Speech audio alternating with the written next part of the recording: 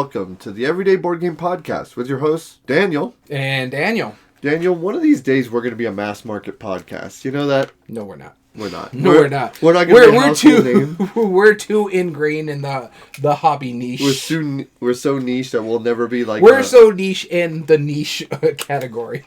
That's true. You know, I actually hit up the first person who I would be like, that would be really cool if they reviewed, like, my game Hit Me that's coming out.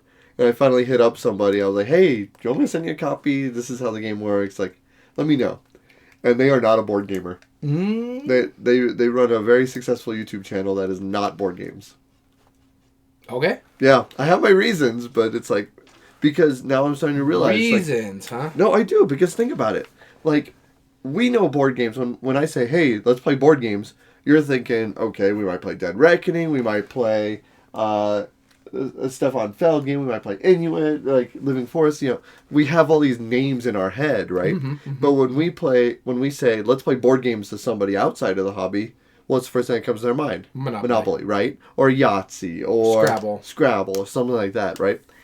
And it's interesting for me to think about this idea is that now we're getting into Christmas season, as you can see by our decor.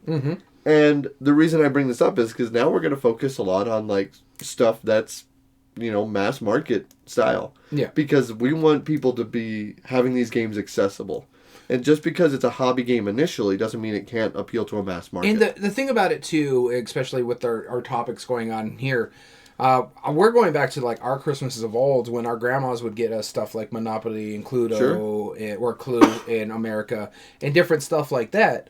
So we wanted to be like, hey, these are the stuff that you can get now in the mass market. So this is a little hint of what next week's episode is going to be about. But we're also talking about the king of mass market today. We're doing a top 8 debate of Hasbro games. That's right. Hasbro games. We never thought we'd do this, but we decided, you know what? Now is time. Now is the perfect opportunity. Especially since a lot of people who say they're into gaming, these are some of the stuff that the family members who aren't into gaming might think of getting them for Christmas, stuff like that. So we want to steer you in the right direction, and that's going to be our goal for today. And tomorrow, next week. And next week. So we're going to be debating the top 8 Hasbro games. Now, there is a caveat to that, which we'll get into later. But we didn't include public domain games. Yes. Technically. And we'll talk about that. We'll talk about that in a little bit. One kind of sneak through because the name is copyrighted. Exactly. So before we get into today's episode, Daniel, what have you been playing lately? So there's interesting aspects. Like I said, we're starting our Christmas cycle, which is always fun to do.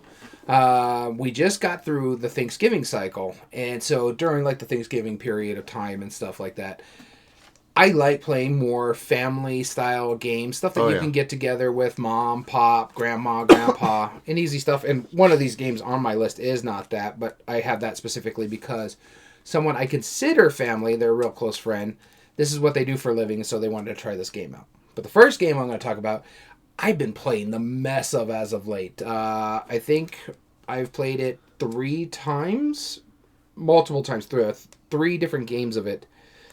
With multiple plays of each time. Yeah, I think I know which one this is. In about 2 or 3 weeks, and this is The Gang. So that's actually the first one on mine. So I'm going to change mine real quick. Because yes, I mean, The Gang, yeah. The Gang. Cooperative, deductive, poker. Yes. Texas Hold'em is ridiculous how well it works. The Gang, not the game, The Gang. It is, and...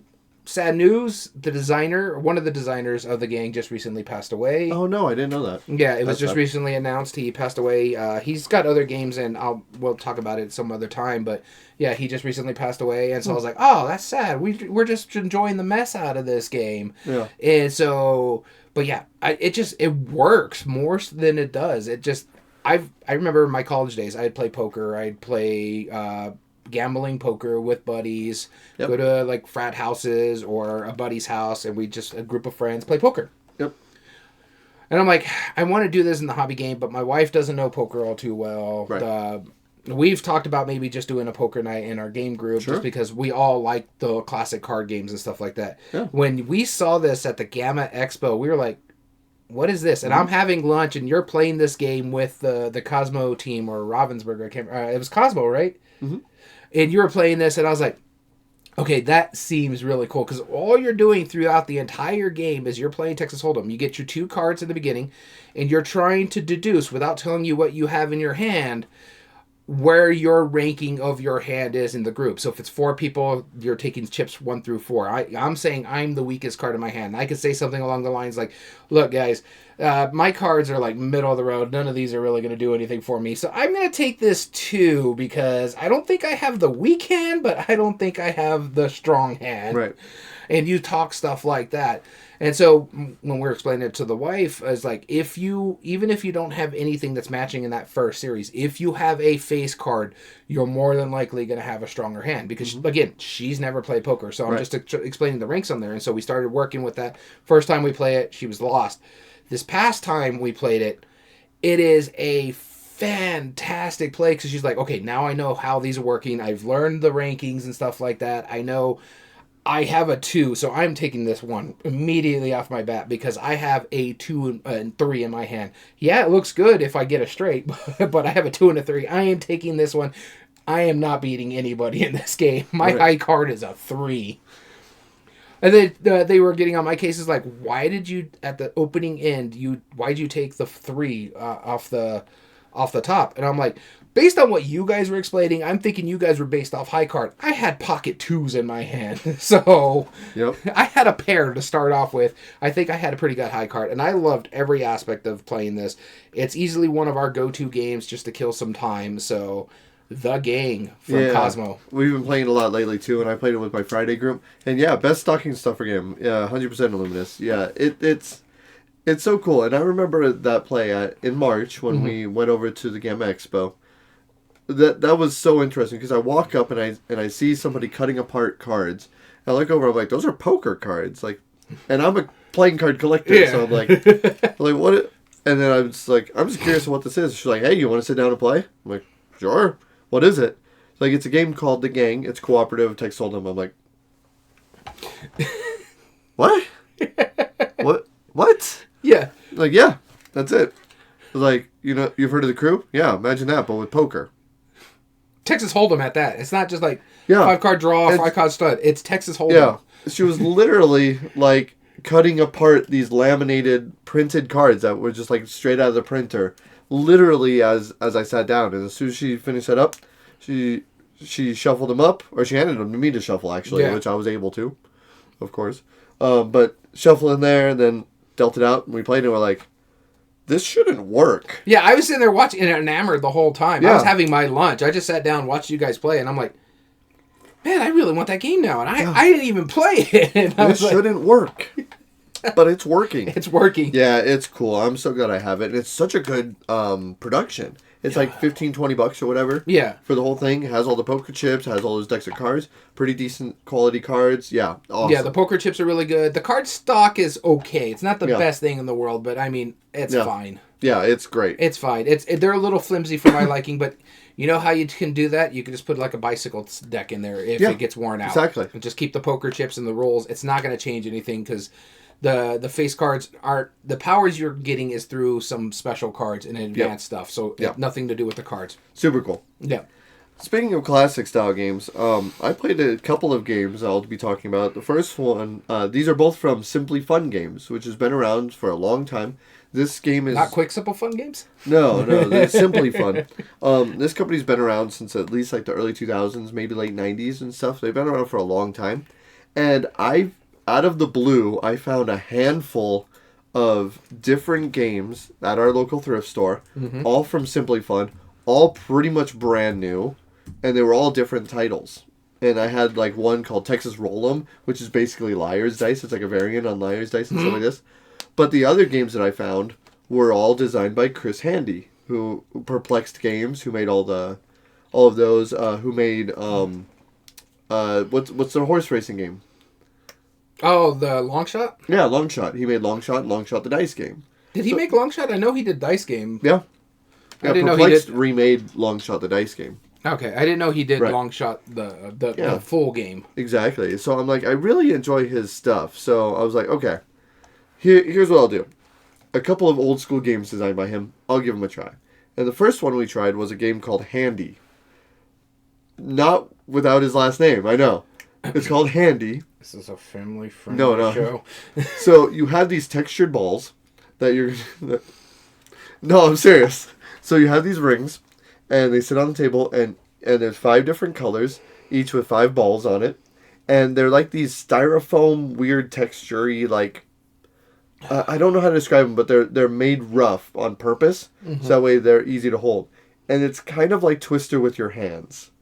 So what'll happen is you and the player on your left will each pull a card, which tells you one of the 4 or 5 fingers that you have on your hand. So it might say my pinky and your thumb. So with my pinky and your thumb, we have to lift up one of the balls and hold it between those 2 hands. But then I have to draw another one, and like our mutual friend might pick like middle finger, and I'll put ring finger, and then while still holding the other one, I know, calm yourself. It's exciting, isn't it? While holding the other one, we have to be able to hold between my ring finger and his middle finger the ball on our team, and we're continuously adding balls to our hands like this. They call it a hand tree, and it's the most disorientingly ridiculous thing.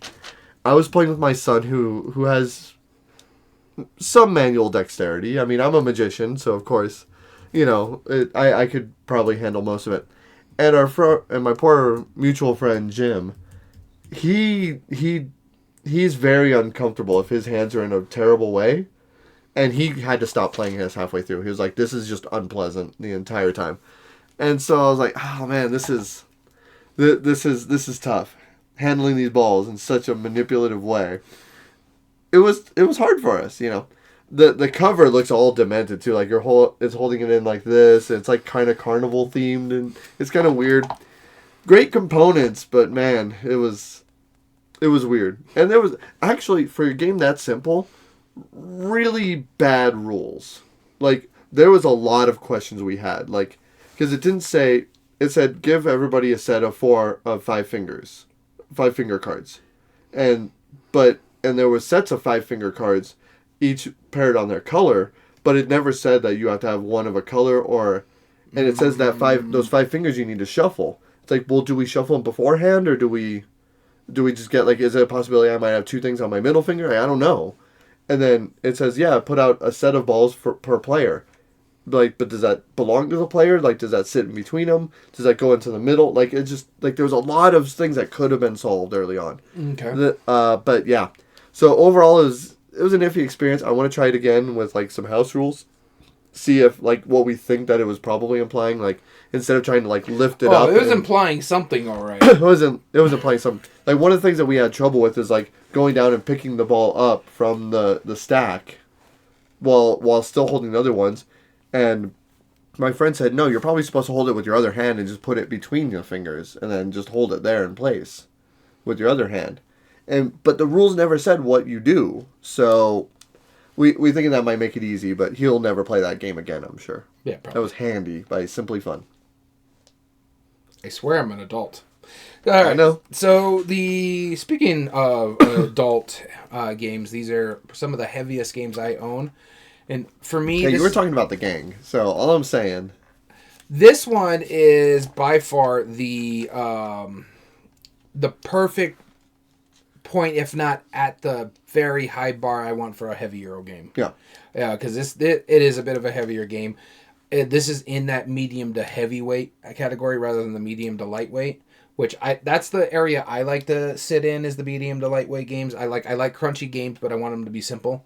The game that I played, and specifically because my friend is a therapist, she had to study a lot of this stuff, and when I told her about this game, she was like, okay, that sounds cool. So when I finally got it into play in town, finally got shipped to me, was able to take it and get it played over there. This is Unconscious Mind from Fantasia Games. Several designers, one including Johnny Pack. Let's see, Yoma, Jax, Lazarus, and Johnny Pack are the 4 designers that worked on this one. But the reason why I backed it is got 2 of my favorite board game artists in this game. You have Vincent Dutray and Andrew Bosley doing the artwork in this game. Oh. And the reason why it works so well is Vincent Dutray did all the art for the Real World stuff. And Andrew Bosley did all the fantastical for Dream World stuff, because the whole point of this game is you're working with Freud, trying to interpret people's dreams and help them work through some of their deep-seated fears, guilt, stuff like that, based on their unconscious mind. So you're gathering resources and a little bit of a worker placement game. You have tableau building, you're scoring points. It's a bit of a point salad too, because you're getting points whenever you draft a new person. Depending on how far that person's heart level goes, you're going to get points. Anytime you pass it, you're going to get points again. So it's got a lot of work in there. You're also collecting a bunch of resources like heart-shaped boxes, which allow you to heal a person before you're even done getting the things like, oh, these dreams don't matter. I don't get the rewards for them, but now this person's healed, and now I can put them in my tableau, and now their tags work for me when I'm trying to publish research papers and stuff like that. So you have all that. There's a little area control. There's a lot of tableau building. The area control is like whoever has the most in this one section of town, they're going to get points here. This many points, and who's got second most is getting this points. Nothing really major in there. In fact, no one ever put tokens out when our first play of it. We mainly concentrated on healing the patients and doing all this other stuff. It's actually quicker than you would think, because every time you go up on the reputation track, Freud goes up on the reputation track. Whenever Freud goes to a certain point on the reputation track, everybody finishes out that round, and then everybody gets one more turn. So we get one more complete round. So if it happened on the third player, the fourth player will do their turn, and then everybody will get one more turn after that. So okay. Yeah, it's just it's good. It's fun. It is heavy on the Euro side for my liking, because there's just so many moving parts. It's worker placement, but you have thought bubbles, and you point your thought bubble at the thing you go, so it doesn't necessarily block off people for the thing, but if everybody blocks off in that area, they can't go to that spot. And if you put one thought bubble there, then that thought bubble will act as you could take that action once. But if you put two thought bubbles there, that's a power of 2, so you get to do that action twice. Mm-hmm. Okay, simple enough. Oh, you also have these thought ideas that you could use as a resource to take an action. So it's little light bulbs. You have an inspiration. You take that light bulb and you put it over there, and now you can take that action at a power to 1, but you have to clear it off the board once you're done. Or you could stack 2 of them, and then it's 2 thoughts idea. Or I could stack it on top of one of my ideas there, because maybe I only have 1 thought left, but I want to do it at power 2. I could stack one of my thought bubbles on there. My pieces stay there, but anytime I use one of those good ideas, they get discarded, opening up spaces for people. And so, yeah, you have to realize what that does. And then you have the heart-shaped boxes. You got to realize what that does. There is a lot of moving parts. This is probably a lifestyle Euro game, not as bad as, like, say, Root or that other one, Oath and stuff like that. Oh, yeah. But this is something you're going to have to play a couple of times to really get the nuances of this game. Other than that, it is beautifully produced. The component quality is amazing through the roof for this Kickstarter. Fantasia is really good about their Kickstarter quality stuff. But even out of the base game, I've seen the base resources.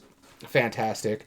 Really good stuff. But yeah, and so this was Unconscious Mind from Fantasia Games. I really did enjoy it. I just don't see it getting played. It took us about 3.5 to 4 hours for first time play. So I think if you play it enough, it'll come down to a little bit.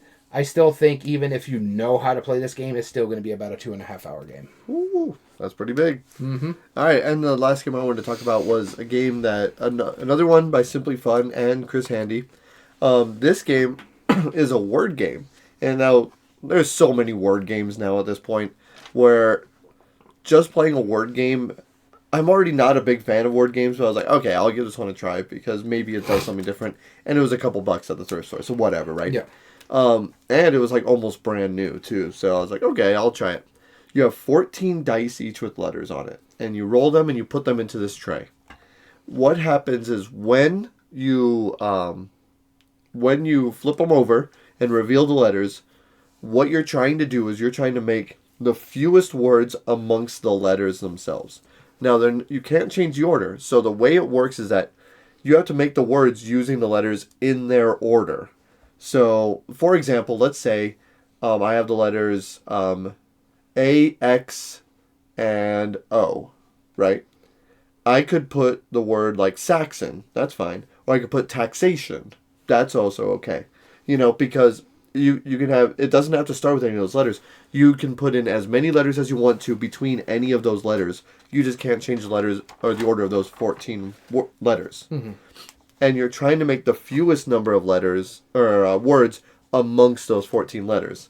So Like, I got to a great one where it's like divisible or something. I use like 5 or 6 letters in one go.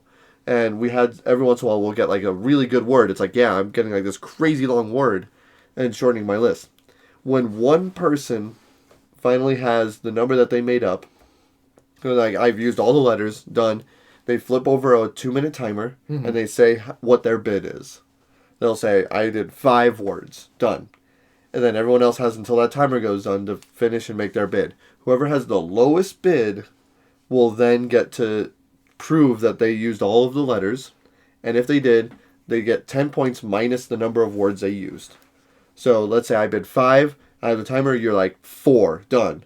And you're able to prove you only used 4 words out of those 14 letters and keeping them in the same order, then you get 6 points for doing that. It was neat. Okay. I was really kind of impressed and surprised by it because, like, that's a different take that I haven't seen yet. It's like, yeah, like in Boggle, right? You have to use every letter and you move around the letters. Spoiler alerts. Yeah, maybe. You have to figure out the words there. And there's other word games where you can insert letters, but like at a penalty. Yeah. No, this you can do it as much as you want. It doesn't matter. But you got to use those 14 letters in that order. And it comes up. You have to come up with some brilliant words. The only thing is, it makes you feel really dumb. If that's not your style of game, I don't think this will convince you otherwise. But I feel like if you do like word games, this is enough of a different thing where it's like, okay, this is worth trying. So this is called Plexed by... I was going to say, when are you going to say the name? Yeah, this is Plexed by Simply Fun Games and Chris Handy. I was genuinely impressed by it. Alright, so let's get into today's episode.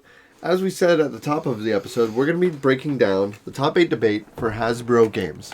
As always, we post this on the Board Game Revolution group on Facebook, and listeners vote on that.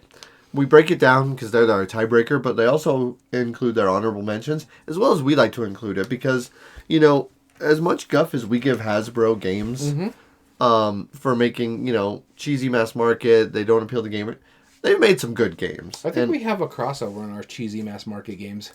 Probably. Well... On our honorable mentions, I think we have one. I don't know. We'll see. Probably. Honestly. But we'll see. I mean, I wrote down 3 and then I was like, oh, wait. Actually, these ones are also really good. So I only wrote down the 3 that I really wanted to talk about. But yeah. And the thing about with Hasbro is, like, a lot of people turn their nose, especially in our hobby, will turn their nose on this because it is a mass market game. And I get it. Yeah, I'm tired of all the Monopoly ripoffs. I'm tired of all the Clue ripoffs, all the Risk ripoffs. I get it. But they've actually been producing some good games. You got to also think about the fact that Hasbro, and it reflects on our Board Game Geek over here when we're getting our list, they also own Avalon Hill. And so they've been doing a lot of games there, too. They own Wizards of the Coast, if I remember correctly. They also own, what is the other big one? Avalon Hill, Wizards of the Coast.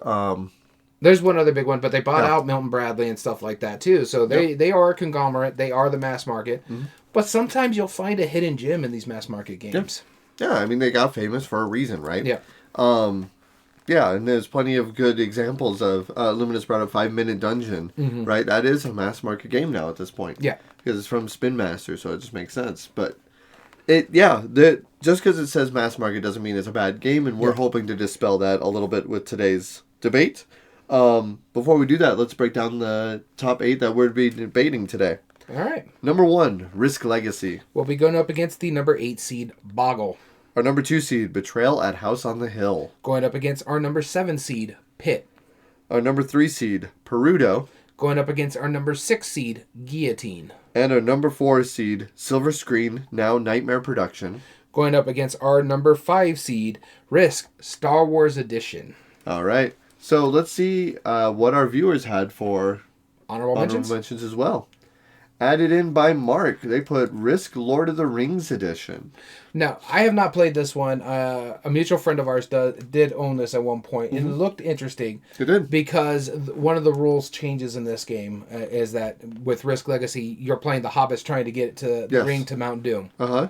I did like that aspect of it. Absolutely. Isaac added Heroscape, which is just came back. Renegade is now publishing it, right? But Renegade works a lot with Avalon Hill / Hasbro. So Doug added Magic the Gathering. He also added Dungeons and Dragons, which we were talking about. Wizards of the Coast is now owned by Hasbro as well. And Avalon Hill. So, Alexander put Stratego. Great example of one, yeah. Alexander also added Battle Ball, one I'm not familiar with.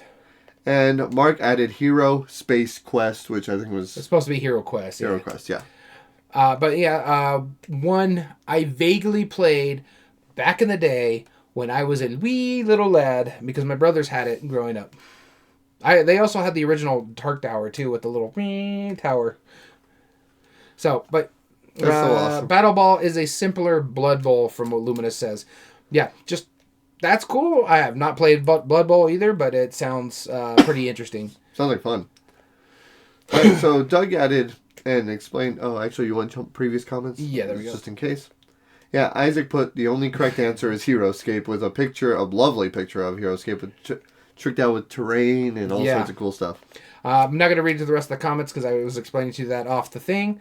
Doug was talking about how Wizard of the Coast was bought by Hasbro, and now Hasbro has Magic the Gathering and Dungeons and Dragons. Yep.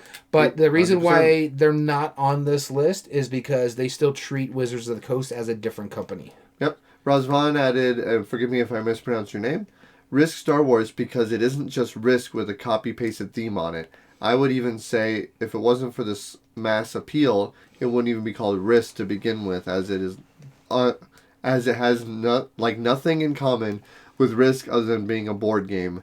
It is a reskin of. It was actually a really good low budget implementation of Queen's Gambit, which is true. Yeah, it is, and they talk about it too when they were coming out with it. Yep. Dave was saying he loves Heroescape, but he's not a fan of how Hasbro has run with it. And that is it. Yeah. So, what about you? Well, actually, let's flip our coin of doom and let's find out our honorable mentions. Starting with me. So, my first honorable mention was already mentioned by our lovely, lovely people who contributed to our comment section over here. Mm-hmm. And it is Stratego.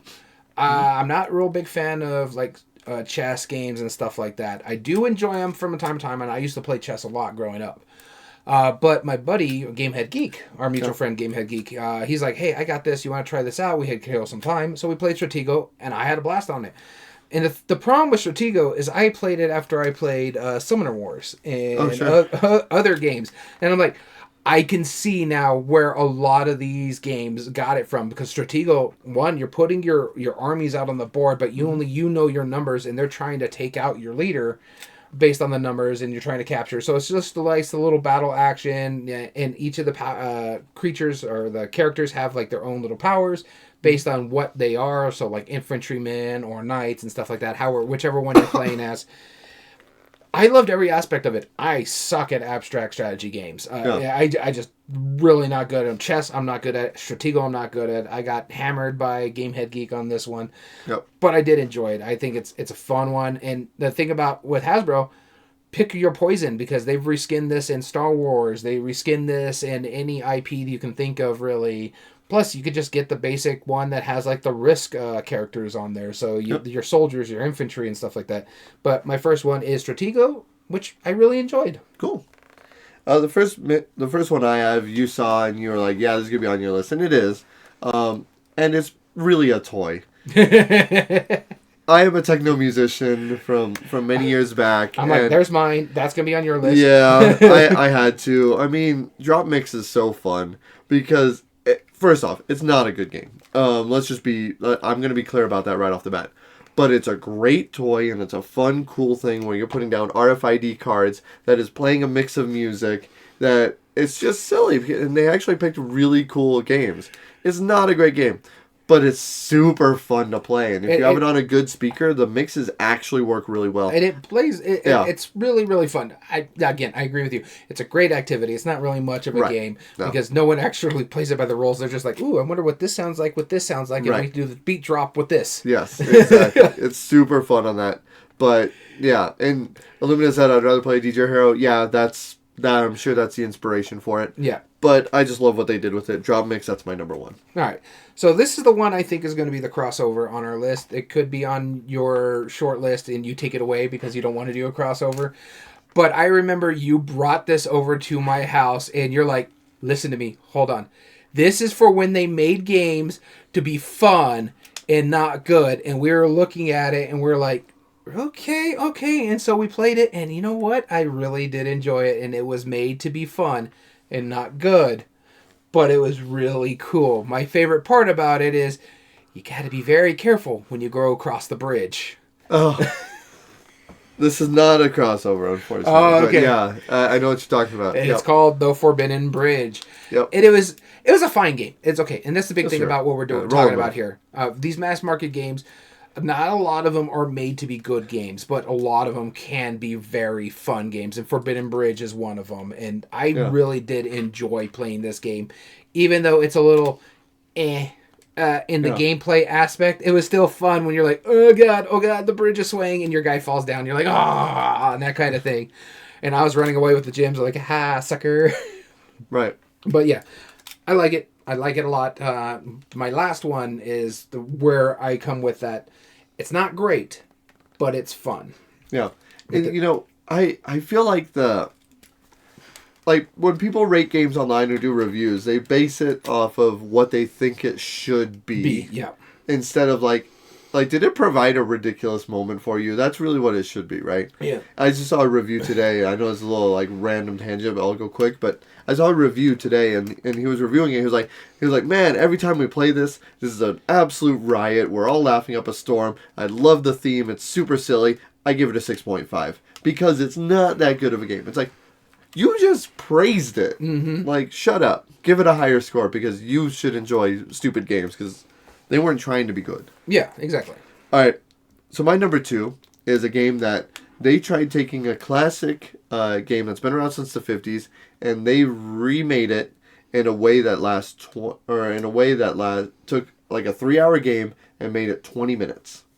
We're going to be talking about a couple Risks already. This is Risk Strike. I was wondering if this was going to be on your list. Yeah, it's good. Have you played it yet? Nope. No. Oh, man. It distills Risk down into 20 minutes. It's a quick little dice-chucking card game.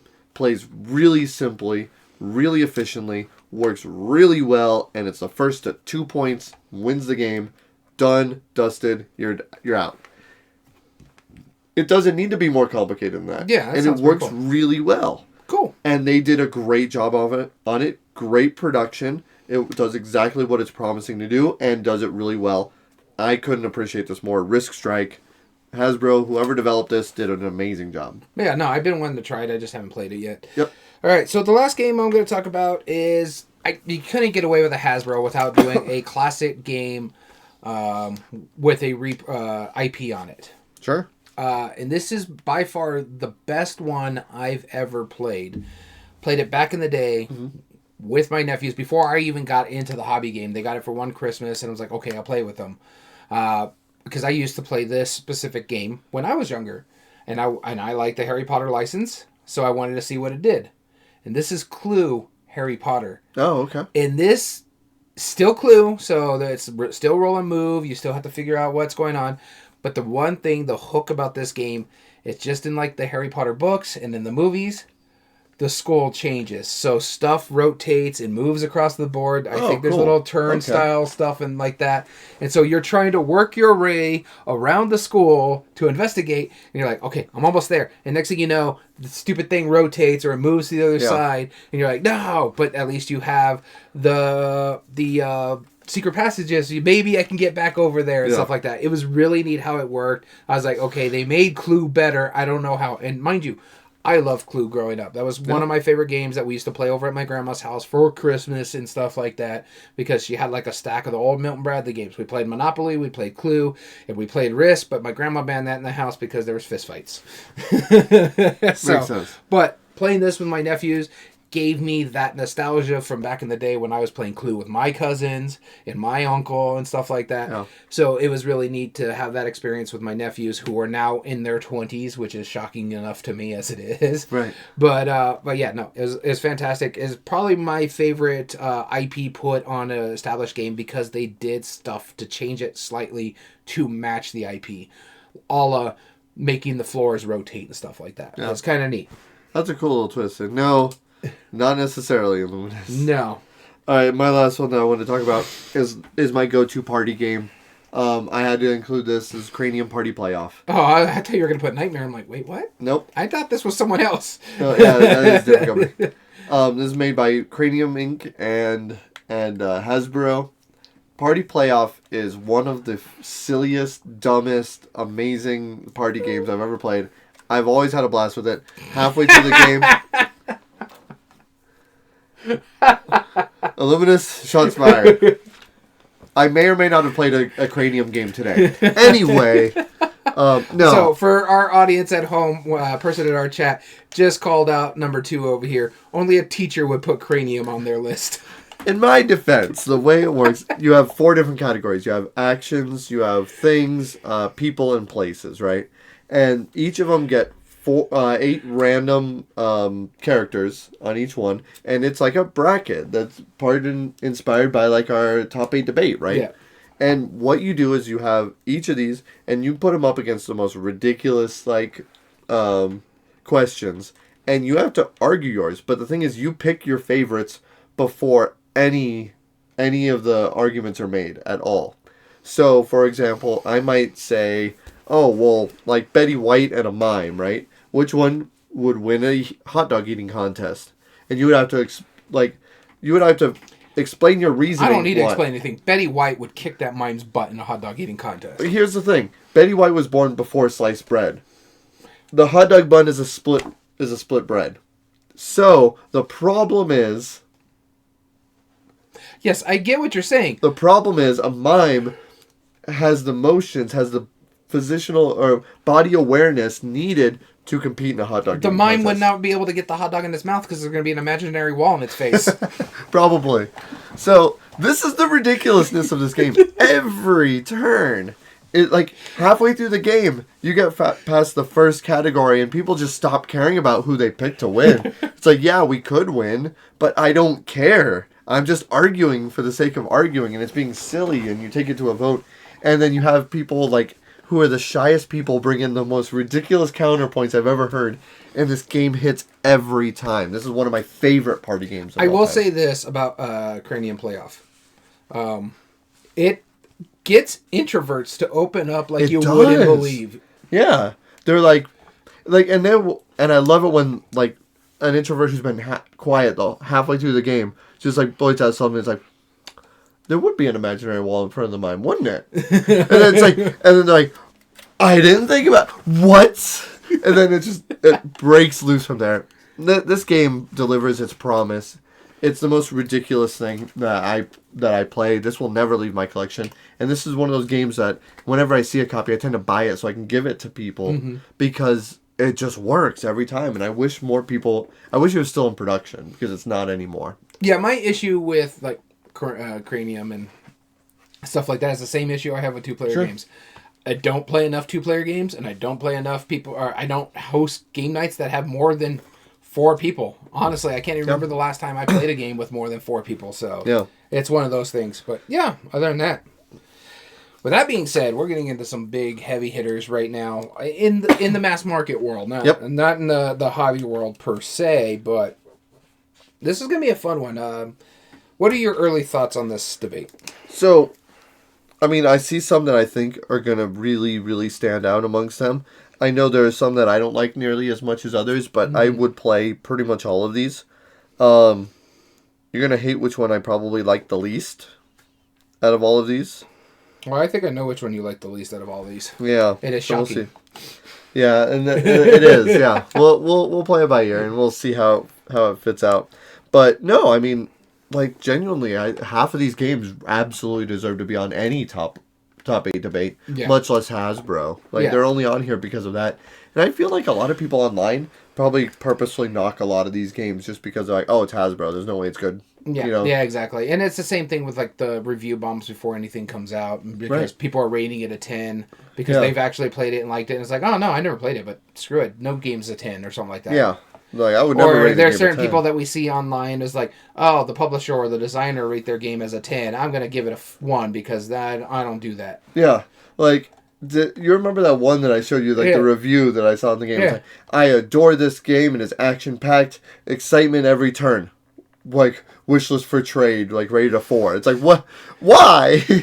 What what's going on here? I feel like that's natural, like, aversion to some of these. But Yeah. let's get into today's episode. How do we break down a top 8 debate, Daniel? We break down the top 8 debate. We need to play the games first off. So we have to take the top 8 games that are ranked on Board Game Geek that we have both played for we can make sound arguments. And then we take those arguments. He'll flip a coin of doom. Who's going to go first? I will pull from the bowl of doom for Christmas to determine what game you're going to be debating for. And we're going to use our G.A.M.E.R criteria to think for us to tell which one is moving on.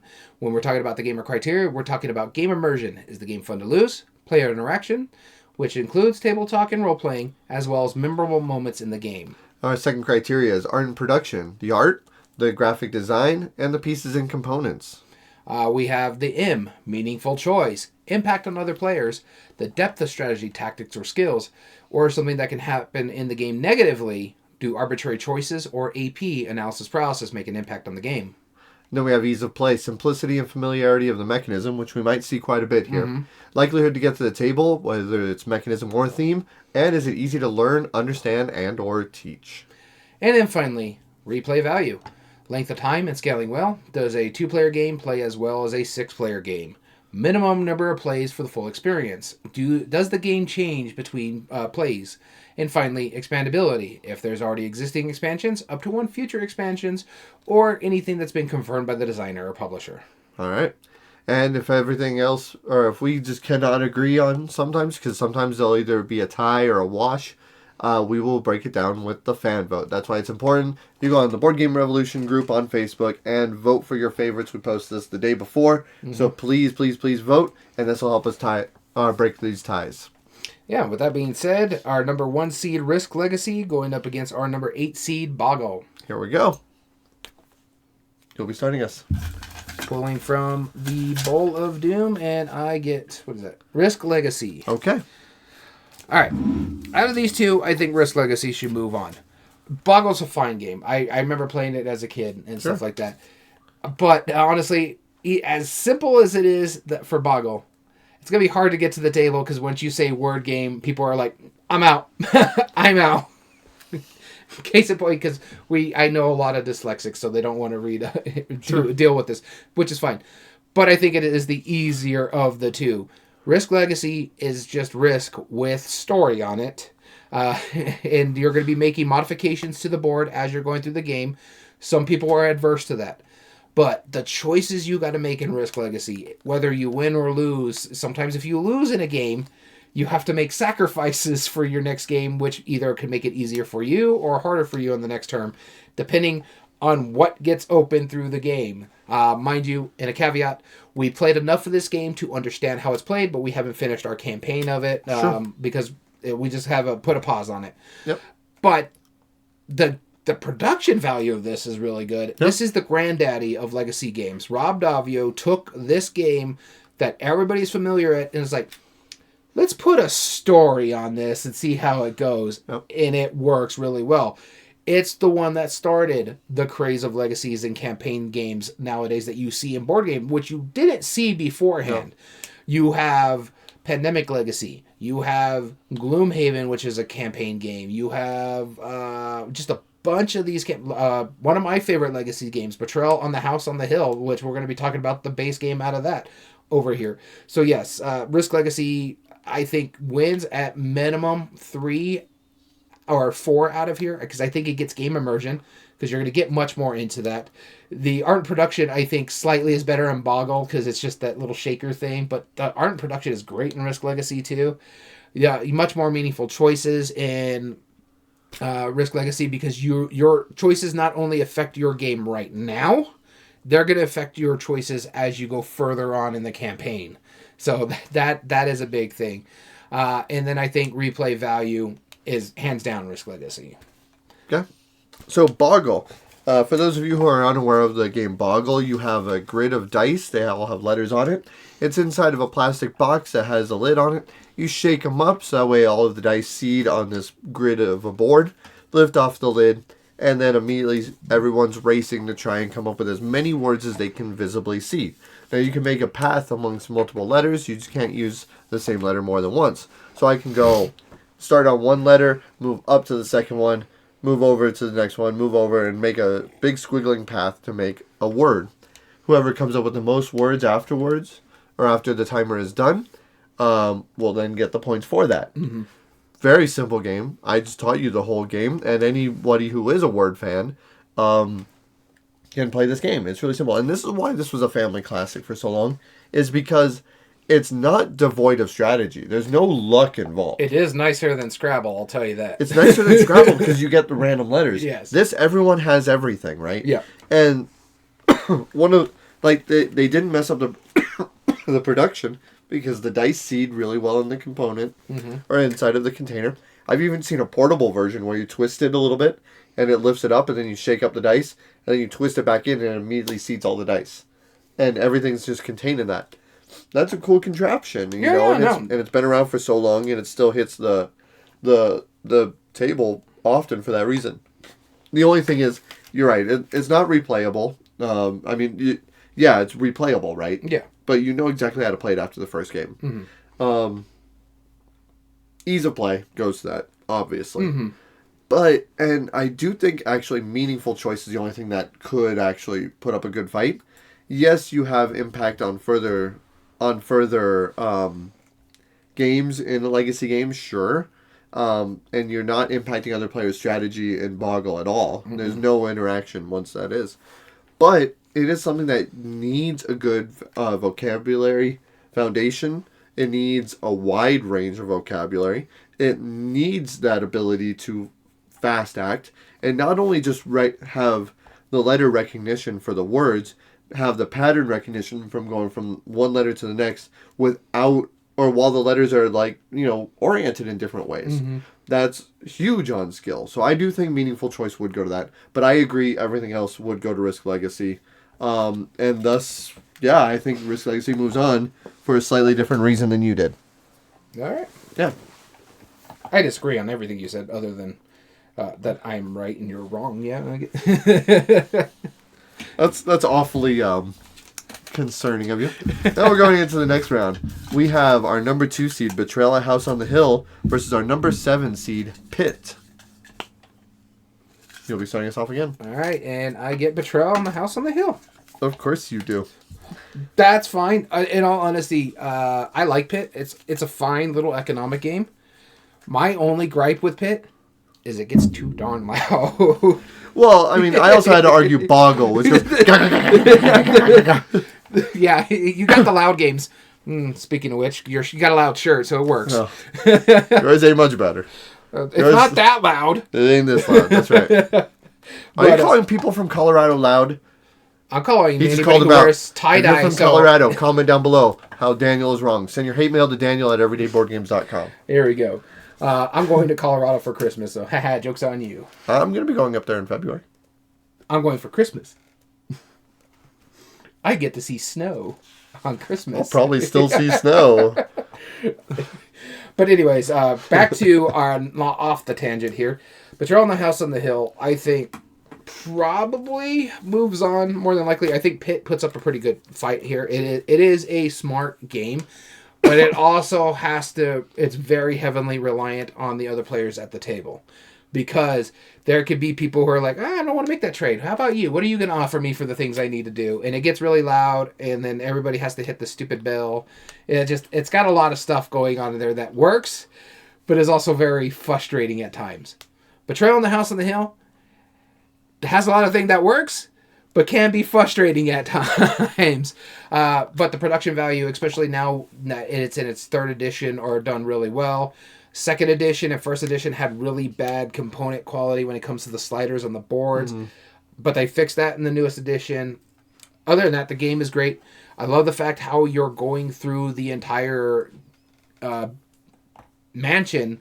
And it's so wonky and random as you're exploring. And you're trying to make sure you're trying to get resources, but you don't want to get too much resources because if a haunt happened, somebody in this room could possibly be a traitor and decide they're going to work with the bad guys or become the bad guy to help you help them win against everybody else. It's fantastic. The only difference with this one is I believe Pitt. Well, no, Pitt has a high player count too. Because Patrol in the House on the Hill has to play minimum 3 to 6. We have played it with 2 players, and it works fine-ish. Because just like whoever becomes the hunter, they only get that one character to hunt with, and then but 3 to 6 is fine. Replay value out of Patrol in the House on the Hill is through the roof because out of the base box it's 50 stories. There is also one expansion for the first edition or the second edition. I don't know if they've released an expansion for the third edition, the one that you can get currently, but I think they blended a lot of the stuff that worked in the expansion into the third edition. So, but there was an expansion for this game. I don't think there's ever been an expansion for Pitt that I can think of off the top of my head.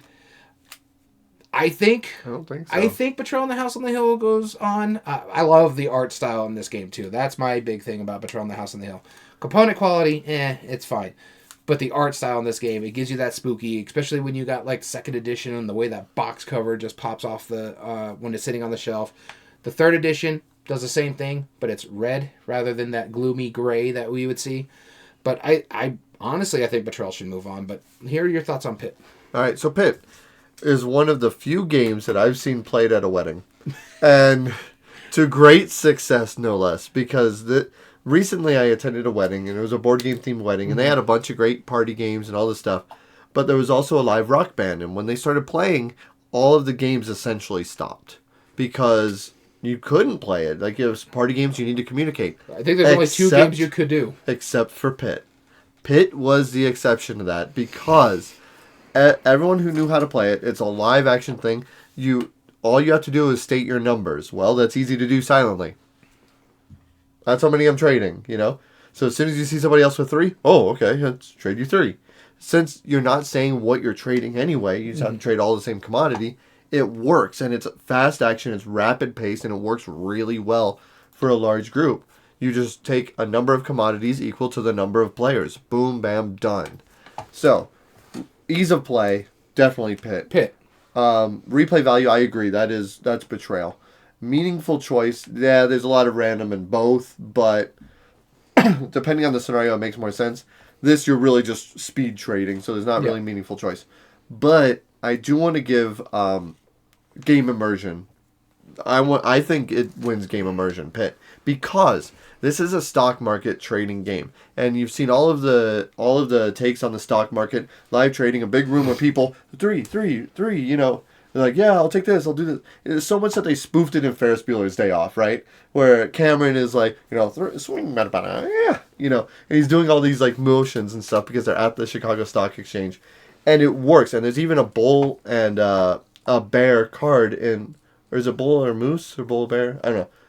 Bull and bear, I think, which are stock market terms. They even have those cards in there. Yeah, it's bull and bear. Yeah, and so you have this other category where one counts as a wild and one is just an extra card that you have to get rid of. And so that's moving around. So it has that extra variant that you can play. And when the stock market is done for the day, they ring the bell, and that you have a bell that you ring. This game has held true to the theme through more than 100 years since it was first produced. And it still works.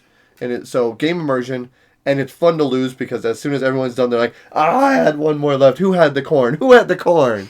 I can't, like, as much as I love the theming in Betrayal, and I think it would win almost any other game, this is just so pure exactly what it is that I think game immersion personally goes to that. Now, art and production, again, there were some pieces and component problems, some graphic design, and the art ain't great on Pitt, but knowing that they kept true to the original style from 100 years ago is appreciated. And those bells give out from time to time. I don't know. I'm on a hold. I'm personally at a wash, but I'm okay leaning towards you. If you think Betrayal moves on, I'm okay with it. I disagree with you on game immersion. Pitt's fine. It does work what it needs to do, but I think you get that tension in Betrayal, what it's trying to give you. Whoever the haunt is. When the dice roll to decide if the haunt is going to happen, everybody's on the edge of the seat to see what gets rolled. So it does have all that stuff for me. I think art and production is better in Betrayal. Meaningful choice is better in Betrayal. I agree with you. I believe Pit is a much easier game to teach, learn, and all that stuff. So for me, it's 4-1. But Okay, then we'll err on the side of caution. We'll have a real debate later because I'm sure that will be coming up as far as that goes. But I don't disagree with you. I'm just saying me and myself, I'm torn because of those reasons. But we'll say Betrayal and House on the Hill moves on, beating out Pit. We're moving on to round number 3, Perudo versus Guillotine. And in case you're not familiar with the title Perudo, you're going to be starting again, by the way. Perudo is the licensed title for Liar's Dice. Yep. Well, this is the one on top because they're stuck together. I get Perudo. Well, it's good because at least you know Guillotine better than I do. I do. I know Guillotine very well. So I get Liar's Dice, Perudo. It is a bluffing game, in all honesty, and I haven't played this in a while, so it's going to take me a little bit to remember about it.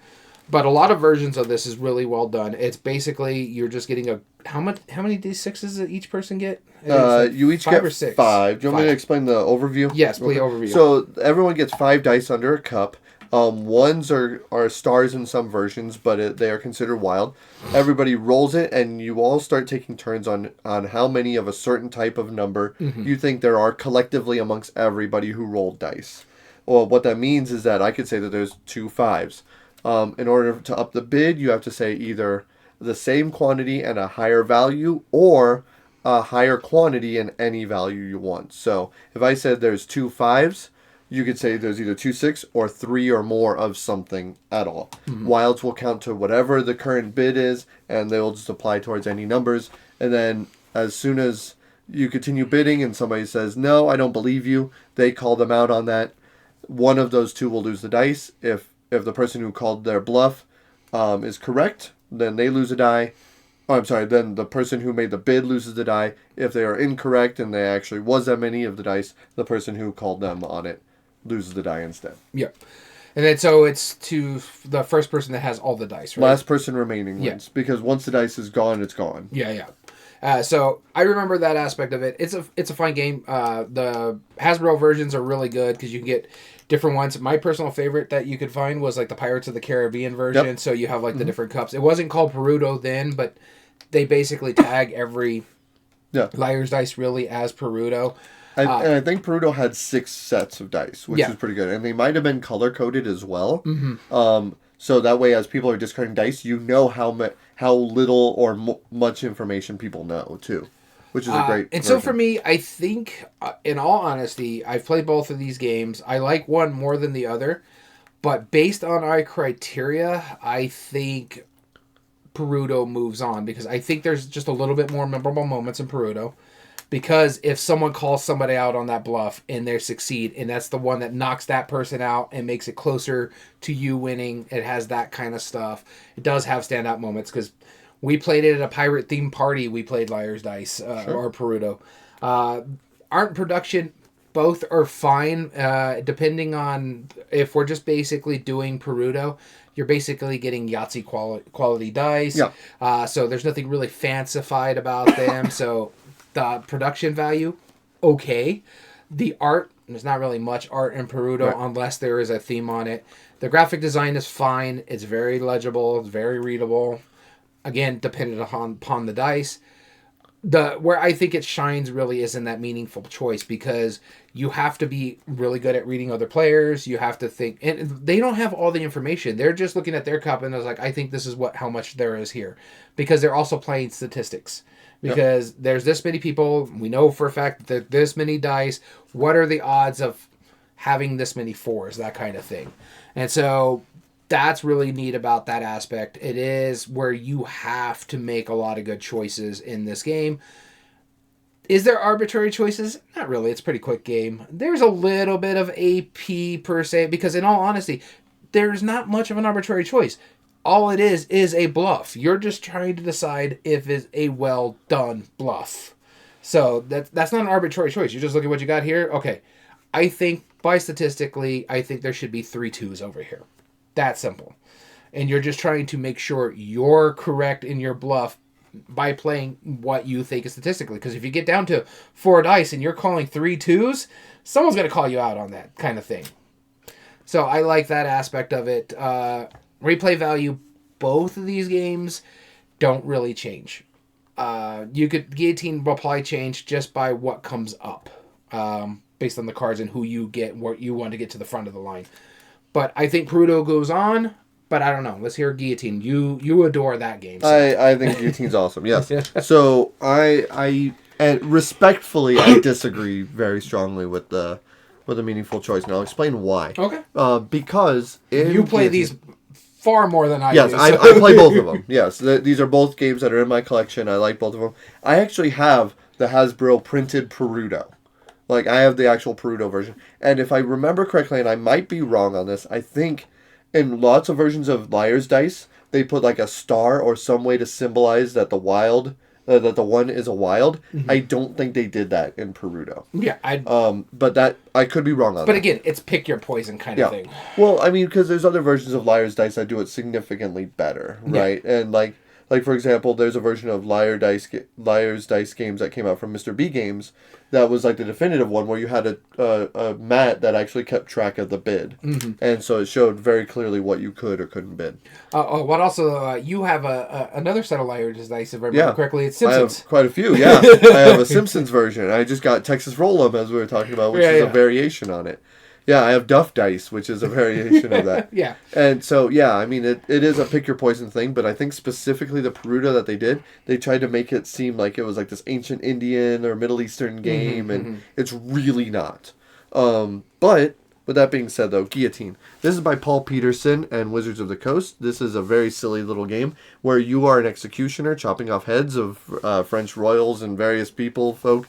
Whatever. Very grim. It's very dark. There is no gore in the game. No, but it's a very grim theme. Yeah, but it is a very dark, tongue-in-cheek theme, and I say that very seriously because it's is John Kovalic the artist on this one?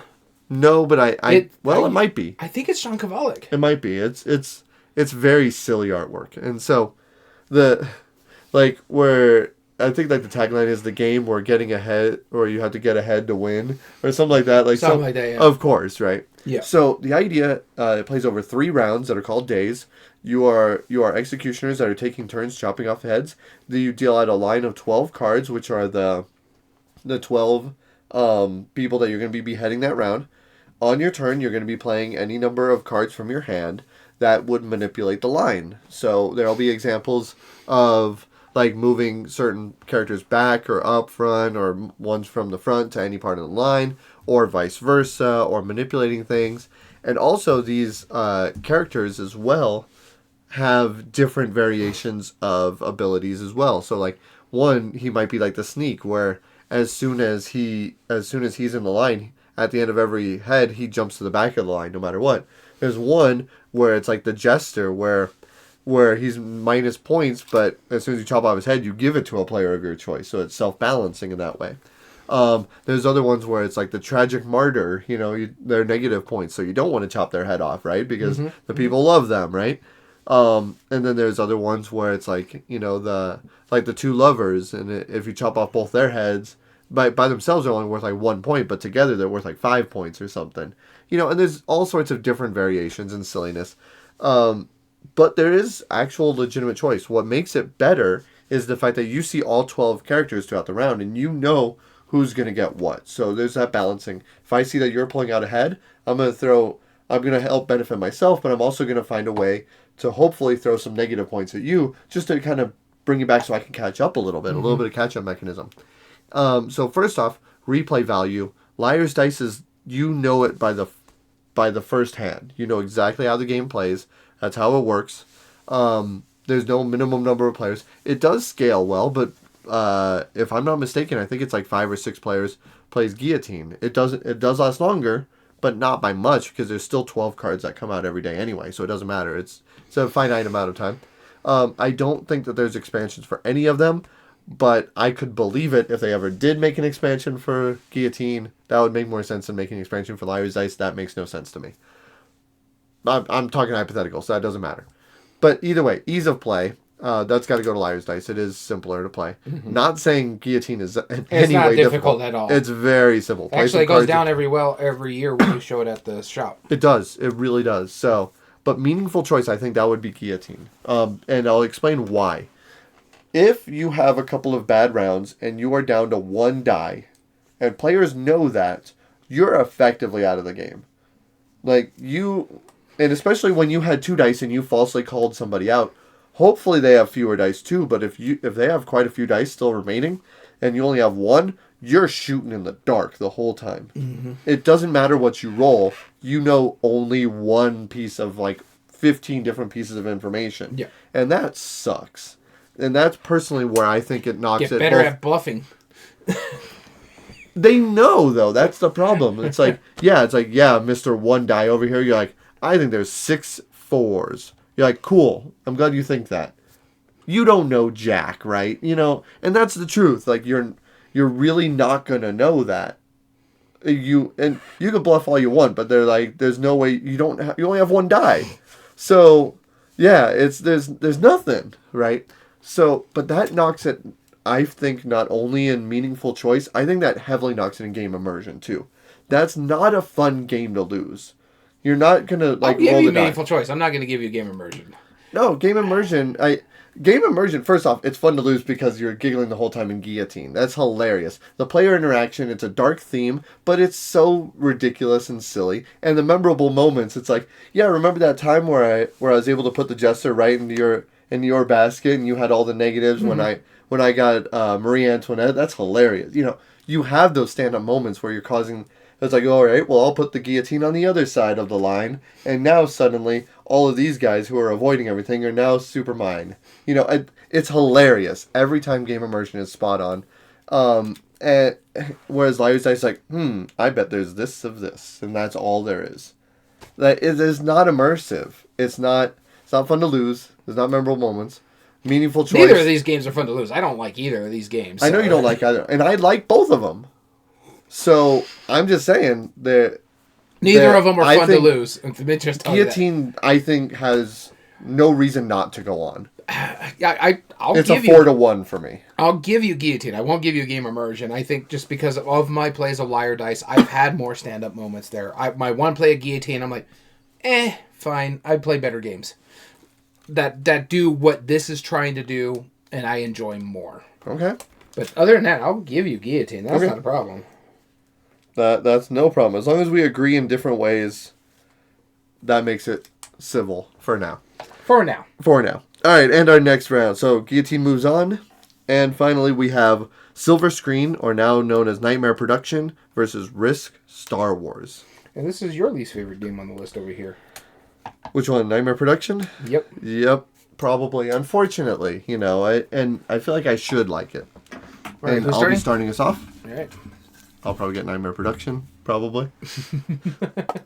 Knowing this luck, yeah. You get Risk Star Wars Edition. Risk Star Wars. Okay, so, like it said in the comments, this was supposed to be like a simplified, streamlined version of Queen's Gambit. And it really does feel that way. You are battling in a couple different ways in Risk Star Wars. You're battling over the Death Star, and then you're also having the lightsaber battle at the same time. If either of those lean too far to one side, then immediately that player wins. I think that's such a cool theming. I think that's such a neat mechanism, and it works really well in this version. You can tell that the people who made this, granted I haven't made it in a really long time, or I haven't played it in a really long time, but the people who made it very much appreciated Queen's Gambit, and they wanted to find a way to bring it back, and this was probably their option. Mm-hmm. They're like, hey, we're making this totally brand new game called Risk Star Wars. It's based off Risk, so it's a battle system. And it really doesn't play like Risk at all. Like, I don't even think there's dice in this. Like, honestly. It's been so long since I played it. Has good pieces, great production. And I think that it would move on. Like, people are still kind of clamoring for Queen's Gambit to re-exist. Mm-hmm. And this was a good way to, like, kind of quell that request a little bit. But it's still, like, a solid game. And this was a point where I remember when this first came out, when people caught wind of it, it sold out everywhere. And not just that, because they made a special version of it too. I think is the Black Box or the Risk Legacy or Risk Star Wars Edition Black Edition, something like that. Yeah. Where they had like the nice Death Star, the really good like little miniature stormtroopers and stuff like that. Yep. Yeah, so I remember the clamoring for that. This thing sold out everywhere. It was gangbusters. So it's a better production, I think. Now, we need to clarify something real quick before I continue. Are we going with Nightmare Production now? That is the not Hasbro version, because it's the newest one that you can get now. No. We're going by Silver Screen. By Silver Screen. Because the reason, that's why I have it as the poll in the title video for anybody who watched it in YouTube. It will say Silver Screen parentheses Nightmare Production, because that's how it's tagged now on Board Game Geek.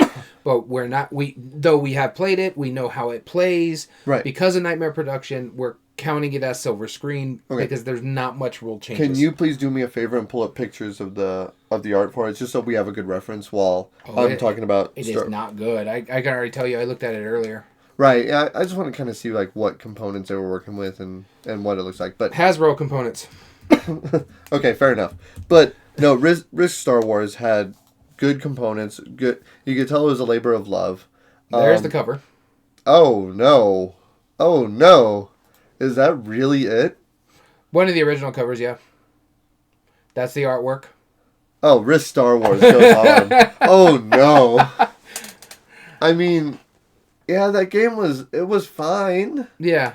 And the thing is like the cards are tokens now in Nightmare Production. Yeah. No, technically, Hasbro does produce Nightmare Production for overseas distribution, but we don't count that in our aspects. Okay. But yeah, that is Silver Screen from back in the day. So who's the designer of this one again? Is this Garfield? It's not, right? No. I'm thinking the other one. I'm thinking Creature Feature. Who was the designer on this one? Knizia, right? Yep. Yeah. I mean, it was fine, but this was the auction one, right? Yep. Okay. It was fine. It wasn't bad. I do like Nightmare Production a lot. It's in my collection over here. It's not going anywhere. It's one of the few older Knizia games I really do enjoy. Yeah. I just feel like Risk Star Wars just did it so much better. So when I'm going through the list here, game immersion, Nightmare Production's fine, but it is very mechanical. So you're just like you're going through the motions. The only memorable moment I've had from Nightmare Production is two things that we happened, or Silver Screen when we played it, is two things. Both come from you.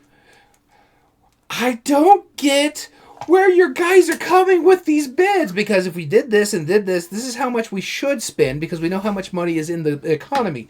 Why are you going for 8 on this one? I was like, there's no way this is worth 3, maybe 4 if you're rounding up. Like, that's how much money we collectively have. That's how it divides. Like, that's how much it's worth. You're like, all right, cool, I get that. 8. What? Like, this house is worth $3.6 million. I'll add $1 billion, please. Yeah. Like, what? What? Yeah, and so that was the memorable moment. And my favorite moment in the entire game is where you go, Dom, you broke. That was good. So for me, that's the memorable moment there compared to Risk Star Wars Edition, because it is fun. Mm-hmm. But that is really, for me, those are the two big things for there. Everything else, Risk is more fun to lose, the Star Wars Edition. There's a little bit more player interaction because you got that push and pull.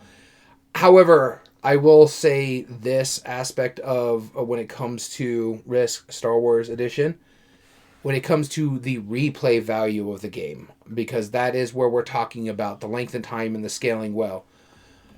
Risk Star Wars Edition is a 2-player game that they shoehorn 4 players in, whereas Nightmare Production or Silver Screen plays well at 4 players. It is fantastic at what it does. Neither one of these have an expansion. Minimum number of plays for the full experience. Things change as you're playing Nightmare Production as well as Risk Legacy. So I think for me, replay value goes to Silver Screen.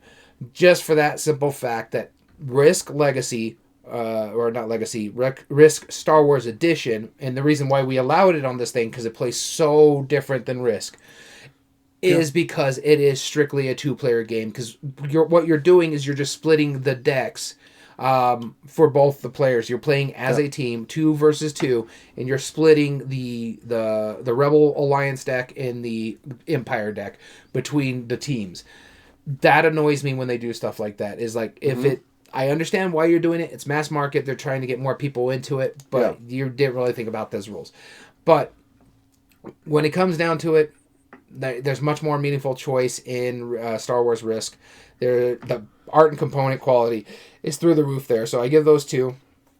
I give Game Immersion to Star Wars as well. So there's the three there. Yep. I only give Game Immersion to Silver Screen in the memorable moments part because that still makes me giggle to this day. It was funny. Dom, you're broke. Dom, you broke. Yeah, that was great when that happened. So, because I was like, I'm bidding this, and you're like, I'm bidding this, and you turn to Dom, you're broke.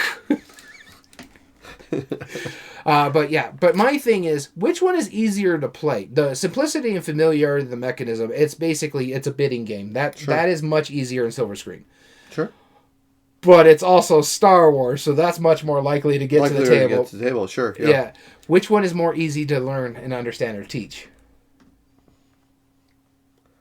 Honestly, I think it's Star Wars, and I'll tell you the biggest gripe that I had against the Silver Screen thing is how you had to count some things by like half or like it's like this is worth this if you have it here. Like there was a lot of like things that should have been simple that got complicated for unnecessary reasons, my opinion. Though I do say one thing they did really smart in Nightmare Production or Silver Screen, whichever you're playing, is when it comes to the money and when someone wins the auction, it gets split evenly to the other players that lost, and anything left over goes into the next auction. Right, I which thought is that was a great mechanism that is not thematic at all. No, it's not.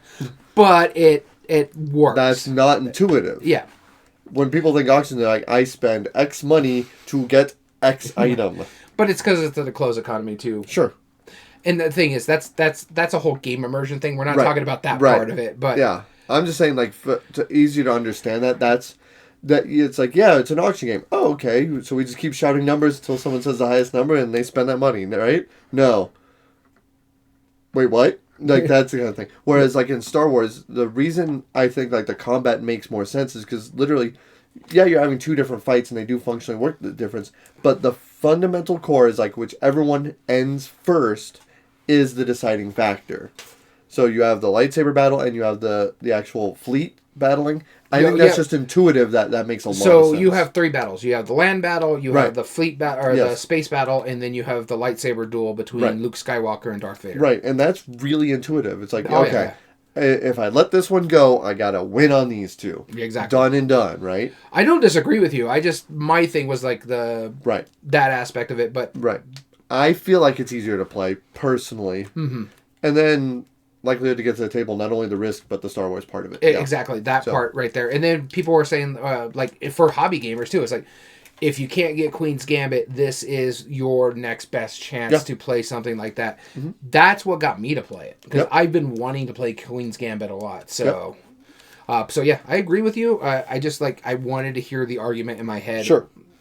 Because I still think the simplicity and familiarity of the mechanism is straight bidding in Nightmare Production or Silver Screen.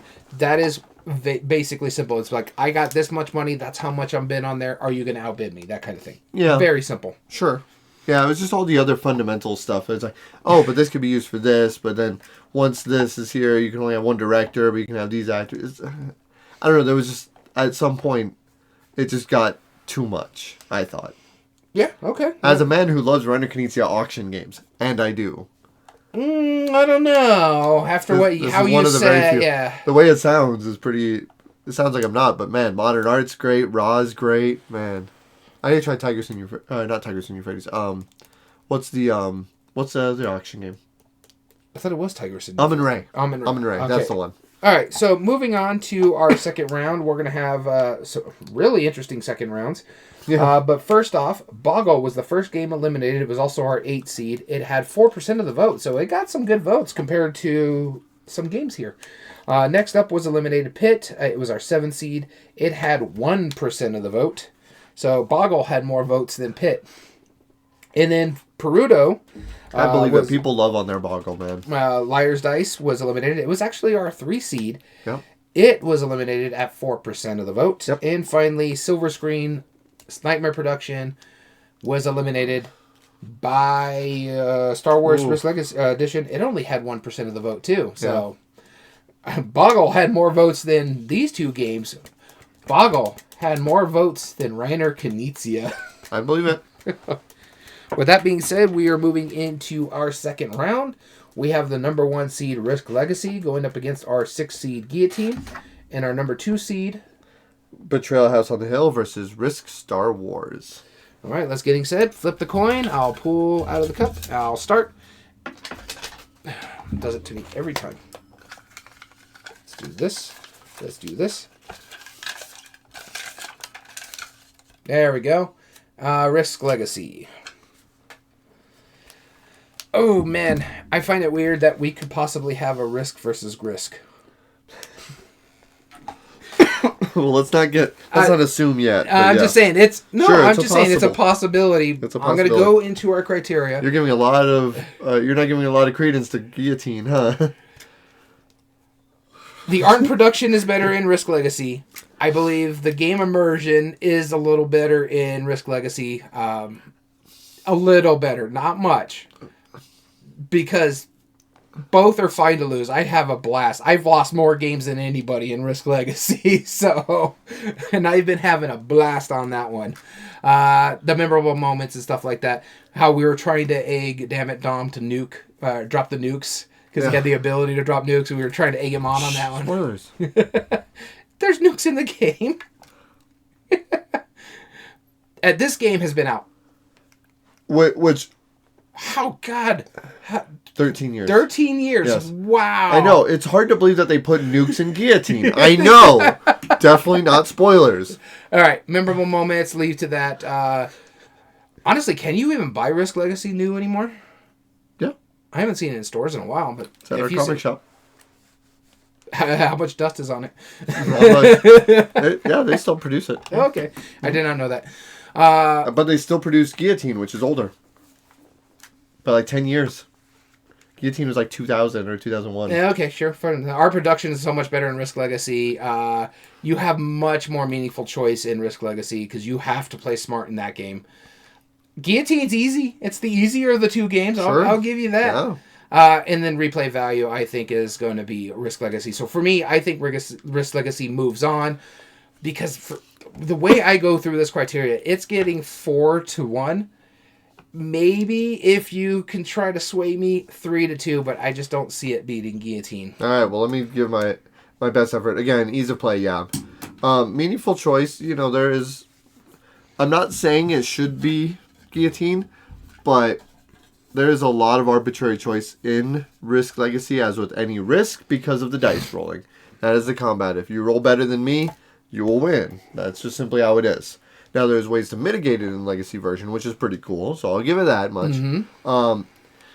So, art and production. Let me make my argument real quick, because I love the art on Guillotine. The character... No, the illustrations are absolutely fantastic. Oh, yeah, the art is fine, yeah. The art I think, is better, personally, because Risk Legacy doesn't really have much art. It just has... That cover, though, is striking. Yeah, the cover is striking. Cool. But that's it, right? And pieces and components... Risk Legacy, significantly fewer guillotines that we know of. We haven't finished the campaign. We don't know that yet. But, the graphic design is really simple. But, yeah, I guess they could have, symbologized all of the wording and turned them into symbols instead of, the words that they have. But right now, Wizards of the Coast likes printing paragraphs on cards. So, okay, fine. Art and production, I'll give it that. Game immersion, I mean... Yeah, it's silly either way, and if the game was frustrating to lose in Risk Legacy, then you wouldn't be expected to make it through all the games, or at least you might stop halfway through the game and go, nah, maybe not. There's more player interaction. There's more table talk. The drop in the nuke thing was really funny when that was happening. So, do it. Yeah, the only thing I would really have to argue is meaningful choice. Just because all the cards are laid out, your cards that that you're playing are to manipulate the line. That it's a pretty decent strategy, versus the randomized dice rolling. But yeah, I mean, I agree. It would be 3-2. Risk Legacy moves on. I gave it my all. But I never thought we would be arguing Risk Legacy versus Guillotine. Honestly. I really never That's why I like the top 8 debates, because you're sitting there like, wait, what? How are we comparing these two? Yeah. All All right, our next round is Betrayal at House on the Hill versus Risk Star Wars, which I think will be a lot closer. I think so too. So, here we go.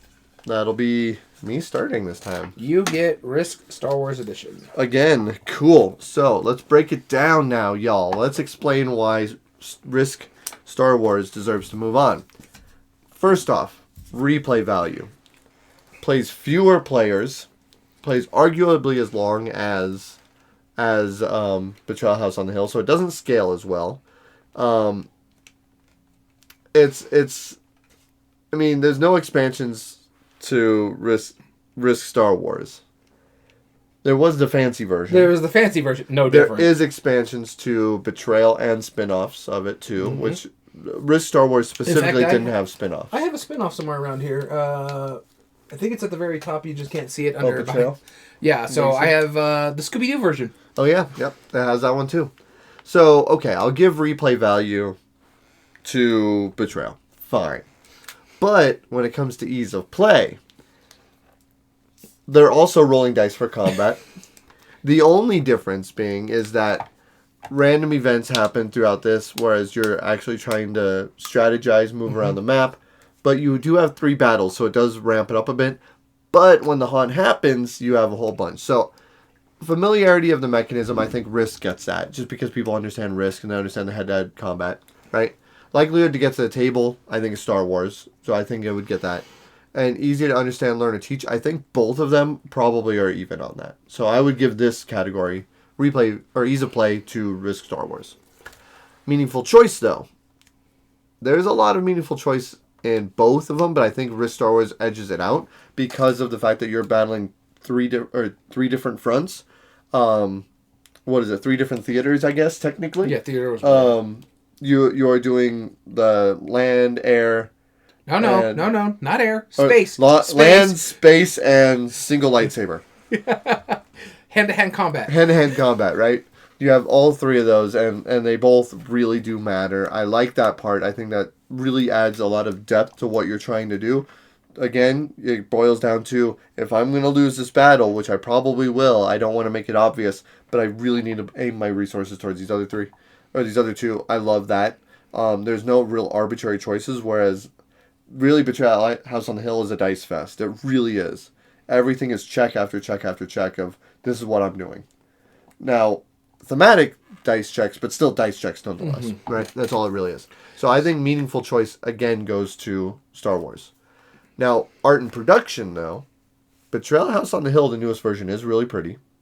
The components, they finally fixed a lot of it, and they fixed a lot of the pieces.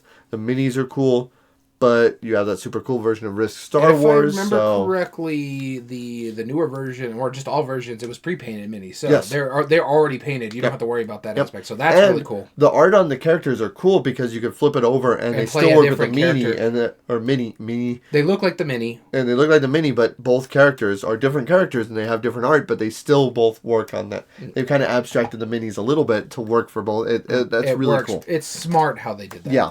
And then just the overall graphic design works pretty well in Betrayal. And yes, Illuminous, Star Wars Risk is a lot like Star Wars Rebellion to a certain extent.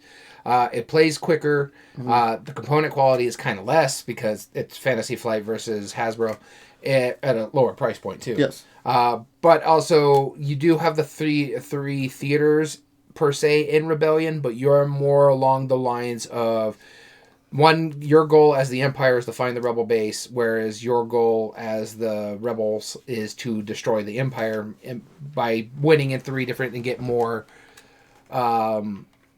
people to your cause, basically. Yep. So the in-game scenarios are a lot different. Yeah. Now, game immersion, this is where I think Betrayal takes it, is probably where it pushes over the limit for me.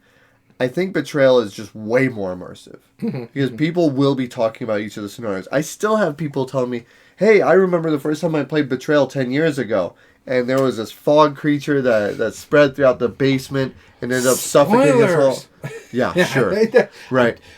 Honestly, there's so many things up there. He could be just making that up and I would never know. And you never know. But no, I mean, game immersion I feel like has to go to Betrayal. But art and production, I'm a 50-50, and that puts me at a 50-50 on which one wins. All right, so going into my thing with the Patrol Legacy versus Risk here, and I got to argue Patrol. Yeah. I agree with you. Game Immersion is just much more in Patrol Legacy. Now, I like the Risk Legacy, but at some point it just becomes mechanical because you're playing cards to try to win here, or you're trying to play to go here, or maybe I'm trying to do that push and pull where I'm winning the lightsaber duel. It's mostly about, well, I don't really need these cards in my hand, so I'm going to start dumping things where I can do where I need to be here. Right. And so at that point, it just becomes very mechanical, and I'm not feeling like I am in the Star Wars and I'm doing that episode and stuff like that. Whereas, as Illuminus brought up, Star Wars Rebellion gives me more of that feel nowadays. Sure. So yeah, I agree with you. Betrayal gets game immersion hands down. Sure. Art and production, both are really well done. Both art styles are really good. Both pieces of components are actually kind of decent, especially with this newer edition. Thin cardboard on both of them. Both of them, yeah. But what kind of pushes at me over where I think... Betrayal? No, actually, Risk will get it for me, is because of the graphic design. The cardboard's fine. You're building it out. Things are not staying exactly, so you have to keep adjusting the board because it's so modular. Mm-hmm. The Star Wars board is a TIE fighter. You have your ground battle here, or your space battle here. You have your ground battle, which is the middle of the TIE fighter, and on the other wing is where the lightsaber duel is going on. Yeah. And it works. It's like okay, this wing here is concentrating here. This wing's here or this centerpiece is concentrating here. It really works, and then it grasps the people who are coming over like, what are you doing? Why is that a TIE fighter? What's going on here? Yeah. That is where it gets me, because the graphic design is very legible, very readable. You know what's going on. When you're building out that other board, and as you're going, it becomes a table hog, and if I'm sitting on this side of the table, I have to get up to read what those symbols are. Is that an event thing over there? I can't read that legibility as well as when you're playing Star Wars Risk, because it's much more legible just from where you're sitting compared to HAL Patrol. So for me, Risk gets the art and production just because of the way the graphic design works on that. Meaningful choice. Both of them have really good meaningful choice in it to a certain extent. A lot of that combat is based on dice rolls too, in Betrayal Legacy or Betrayal at the House on the Hill, as we were talking about earlier, because it's all about the haunt. But what's neat about that roll too is the dice are not true D6s. There's 3 blanks on there, or 2 blanks? No, it's 222. 001122. Yeah. Is the distribution. And so it has that really cool aspect of it, because you're sitting there, and it goes back to the memorable moments where you're rolling the dice and you're like, oh my god, because you have to match, or you have to be under how many omens are on the board, if I remember correctly. Mm-hmm. And you got to roll, and you're sitting there like, please don't be 4. Please don't be 4. And it hits 5, and you're like, how do you hit 5? Yeah. That kind of stuff. So it's really cool. But the meaningful choice aspect of it, I just think works a little bit better in Risk, because as you were saying earlier, I can just give up the lightsaber fight and concentrate on these other 2. And I have to be very good at these other 2 spots for me to win. Whereas my opponent can be going over there is like, well, I'm not going to win that space battle. He's already seeding this battle, so I could just kind of manipulate this one slightly and really concentrate on the ground battle, because I could tell he's seeding. He's not playing over there lately. So if I just play a card here, make it look like I'm still working on this one, and just put all my eggs in this basket over here. And so it's that little push and pull, almost chess play. And that's why I don't like this at the 4-player, because even though you get to talk with your partner and work with your partner, I don't get full control of what I'm doing. Yes. And I know in my mind what I want to do. I want to feint over here and concentrate here. How do I get that across to what my partner what I'm doing without giving too much information to the rest of the table? Yeah. And so that's why I don't think replay value goes to Risk. So Agreed. For me, I think, in all honesty, I think Risk Star Wars Edition goes through. Okay. Which ones did it win? I say it wins art and production, it wins meaningful choice, and it wins ease of play. Okay. Those are the 3 I think it wins. The other 2 go to Patrol on the House on the Hill. Okay. I'm okay with that. So it is a Risk versus Risk. And again, it's because of that, for me, that pushed it over the hump was that graphic design, making it very legible to read the 3 different sections. Yes. Cool. I'm okay with that. All right, it's Risk versus Risk. Which one will win? Now, in our final round, you'll break down the votes here in a minute, but in our final round, we do not take sides. We do not flip the coin of doom. We do not pull from the cup of doom. We break it down by all 5 criteria and see which is definitively the best Hasbro game. Daniel, how many votes, or what percentage of votes did we get for the All right, games? the first one eliminated this round was Guillotine, which actually got a lot of love, 13% of the vote. And then Betrayal at the House on the Hill, which was our number 2 seed, was eliminated this round by Risk Star Wars. It had 38% of the vote. It was our number 1 vote getter out of everything. Yep, including the honorable mentions. Yep. All right, so we've already angered some people. Let's continue this. Risk Legacy versus Risk Star Wars. Is there anyone that immediately stands out to you? There is one for me. There is one for... There's 2, actually, for me. All right. I think we both agree on this one. Replay value. Legacy. Risk Legacy. Yeah. I agree with that. What's the other one that you think for you? For me, I think the other one is the art and production. As I was making sure... Risk is fine. The graphic design is fine in that one, the Legacy. But because you have 3 battles, and it actually makes it very legible for you in Star Wars. See, I actually I disagree on that because of the pieces and components. The way that they had to actually build the stickers, the components inside the box, the containers that you open only at certain points. All right, we can go back to that one. Yeah, we'll come back to that one, but I do think the production is better in Legacy. Let's start with game immersion. Okay. Ah, man. Game fun to lose. Yes. Both of them. Mm-hmm. But I feel more so on Legacy personally because if you lose one of the scenarios in Legacy, you have the next game because it actually gives you a benefit. Like, you choose what countries you work with. So, if you're ruling with North America, it's like, yo, that's mine now. Yeah. Because you just decimated me in Australia. You know, there's not that distinct advantage. And that is super fun. Because all of the things that you built up, I can now use and see what you've been doing. I don't disagree with you at all. And the reason why, and it's for a different reason for me, is the memorable moments. Memorable moments, yes. I agree with that. So, game immersion, we're saying Legacy? Yep. Now, right. Meaningful choice. This is big. This is a big one because we've been really arguing. Should we come back to that? Yeah. Right. Ease of play. That one's easier. All right. Risk Legacy, when it starts, it is base risk. Base risk. But it's streamlined base risk. It's not very streamlined. Yeah. It's first to like 2 points or 3 points or something like that. It's very simplified. Yeah. Make it easy for people to, and that's the thing about Legacy games too. Is like you're always just playing base game at a simplified version type of stuff. Yes, rabble. Yep. So, but here's the thing: like simplicity and familiar, the mechanism. Yeah, that I agree with you on that. Yep. The likelihood to get to the table. It is Star Wars. It's Star Wars, and people do like Risk, and it's Star Wars, and you look at the back of the box, and you see the board is a TIE fighter. But true. Okay, I give you that. It's more likely to get Star Wars there, but easier to learn, understand, and teach, and familiarity with the mechanisms. Risk base is already well known. Mm-hmm. Exactly. I'm not disagreeing with that. The ease of play Risk Legacy. Yep. And with that being said, by our agreement, we'll argue the other 2 just for fun, but Risk Legacy wins this one because it's already got 3 of the 5. All right, meaningful choice. I do think that's Star Wars Risk. Yeah. Impacting other players. Yes. The push and pull aspect. Yeah. Yeah. I feel it's way more of a strategic game. Yeah, I give you that one. But then art and production, I still think it's Risk Legacy.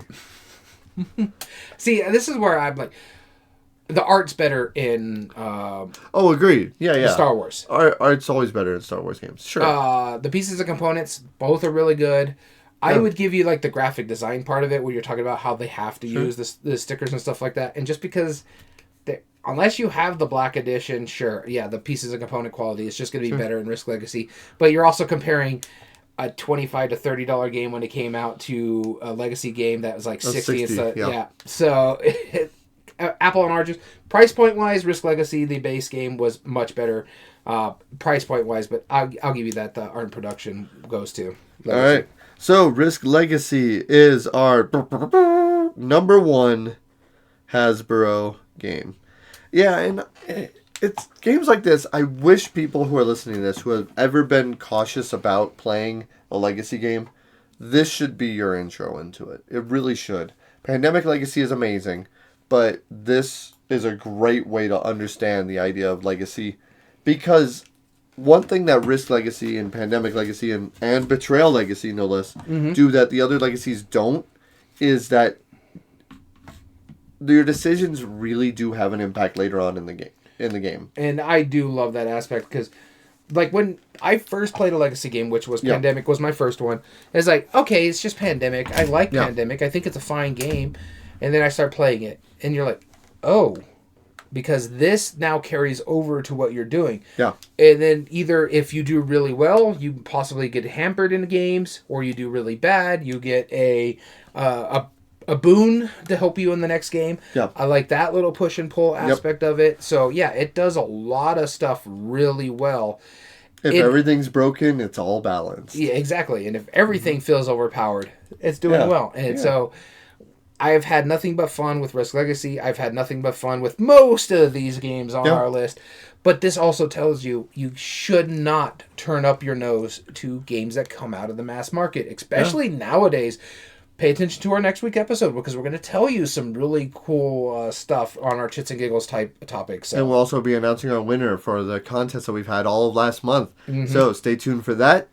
If you ever want to email us, you can. Email us at everydayboardgames2020@gmail.com. Whether you want to give us ideas for future episodes, whether you want to tell us why Daniel's wrong, or whether you just want to say hi, email us again there. Also, follow us on Instagram.com/everydayboardgames, where we post like what we've been playing lately and silly skits, whatever we decide to post. As well as all video re-uploads are in our reviews. We do reviews now. Are found on YouTube at youtube.com/@everydayboardgames. We also throw our shorts up there that we do on Instagram on YouTube as well. And if you like what we do, there are 3 things you could do to help us grow on the platform. Subscribe if you're not, like the video, and comment down below and tell us your thoughts on the subject. Also join us on our live episodes, like our friend Illuminous. Thank you for joining in on the chat, and anybody else who tuned in today. We stream these live every week at twitch.tv/everydayboardgames. And as well, all audio versions can be found on most podcast platforms under Everyday Board Games Podcast. This includes Spotify, Amazon Music, Podbean, and Apple. So we want to thank you so much for tuning in. As always, I've been your host, Daniel. And I've been your host, Daniel. And we want to thank you for listening to Everyday Board Games. And remember, every day is a good day for board gaming.